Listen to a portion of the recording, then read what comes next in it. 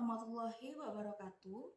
Video ini dibuat untuk memenuhi UTS mata kuliah pengantar komunikasi digital Universitas Cyber Asia dengan dosen pengampu Bapak Muhammad Nur Iksan, SI.Com, MI.Com, dengan tema komunikasi. Video ini akan membahas tentang pengertian komunikasi, komunikasi verbal dan nonverbal, dan apa itu komunikasi efektif. Untuk pembahasan pertama yaitu pengertian komunikasi. Secara etimologis, komunikasi diartikan berbagi karena istilah komunikasi ini berasal dari bahasa Inggris yaitu communication atau dalam bahasa Latin communicatus yang bersumber pada kata komunis yang sebenarnya memiliki makna berbagi atau milik bersama. Jadi, komunikasi ini tidak hanya kegiatan untuk menyampaikan pesan atau bukan pesan yang asal tersampaikan dari satu orang ke orang lain yang menganggap pesan itu adalah komunikasi. Tetapi komunikasi merupakan suatu usaha dengan tujuan untuk mencapai kebersamaan atau kesamaan makna agar tidak terjadi perbedaan persepsi atau perbedaan sudut pandang. Sebagai contohnya, seorang pelanggan mencari produk yang sesuai dengan keperluannya. Maka pelanggan tersebut akan mengkomunikasikan produk apa yang ia cari pada penjual atau marketing, agar marketing dapat memahami dan bisa merekomendasikan produk yang sesuai dengan kebutuhan si pembeli. Tanpa adanya komunikasi atau informasi yang tepat dari pembeli, marketing mungkin akan merekomendasikan produk yang kurang sesuai dengan keperluan si customer atau si pembeli tersebut. Selanjutnya adalah pembahasan tentang komunikasi nonverbal. Pengertian komunikasi nonverbal.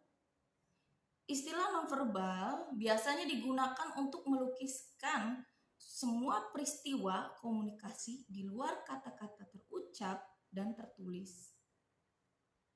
Secara teoritis, komunikasi nonverbal dan komunikasi verbal dapat dipisahkan. Namun, dalam kenyataannya, kedua jenis komunikasi ini saling menjalin, saling melengkapi dalam komunikasi yang kita lakukan sehari-hari. Fungsinya untuk menunjang komunikasi agar lebih ekspresif dan menyampaikan atau memudahkan komunikan dalam memahami atau menerima pesan dari komunikator.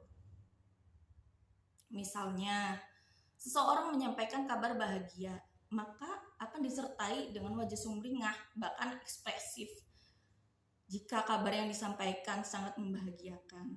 Atau bisa juga ketika komunikator menyampaikan kabar sedih, akan menunjukkan wajah murungnya, membuat komunikan memahami seberapa besar kesedihan yang dirasakan komunikator dalam menyampaikan pesan tersebut.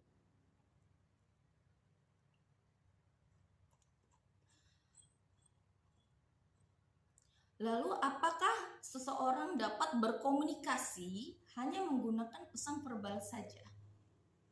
Jawabannya adalah bisa. Jika bahasa yang disampaikan melalui tulis atau simbol yang dalam artian bukan lisan, maka komunikasi yang ditulis berupa chatting, laporan, berinteraksi melalui media sosial seperti Instagram, WhatsApp, atau Facebook yang tanpa menampilkan ekspresi dari si komunikator tersebut. Dan apa sih yang disebut dengan komunikasi baik dan efektif? Komunikasi efektif adalah komunikasi yang disampaikan komunikan dengan jelas dan dapat diterima dengan baik oleh komunikan, dan dalam interaksi Selanjutnya, komunikator harus menerima perspektif orang lain sehingga komunikasi dapat berjalan dengan baik dan saling menghargai. Dan kapan sih komunikasi efektif itu dapat dilakukan? Komunikasi efektif dapat dilakukan saat kita menyampaikan sebuah pesan atau instruksi dengan bahasa atau istilah yang mudah dipahami agar tidak terjadi salah persepsi atau perbedaan sudut pandang. Dalam menyampaikan komunikasi efektif, tentunya ada beberapa tantangan besar yang dihadapi oleh komunikan dengan komunikator.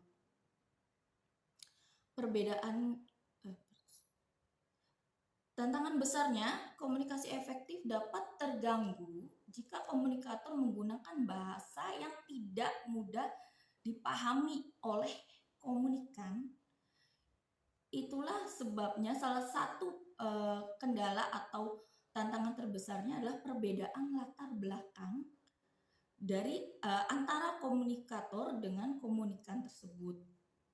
Bisa juga dengan adanya perbedaan persepsi yang selektif antara si komunikator yang menyampaikan pesan atau informasi dengan komunikan yang menerima atau mendengar informasi dan pesan tersebut. Tantangan lainnya adalah tantangan fisik di mana hambatan terjadi saat komunikasi melalui media atau video conference seperti Zoom, Google Meet, atau video conference. Maka tantangannya adalah pada sinyal yang terkadang membuat kualitas video menjadi tersendat. Bisa juga jika komunikasi dilakukan di tempat bising, sehingga komunikan tidak dapat memahami dengan baik apa yang disampaikan oleh komunikator. Baik, terima kasih. Sekian presentasi saya untuk memenuhi tugas UTS komunikasi digital.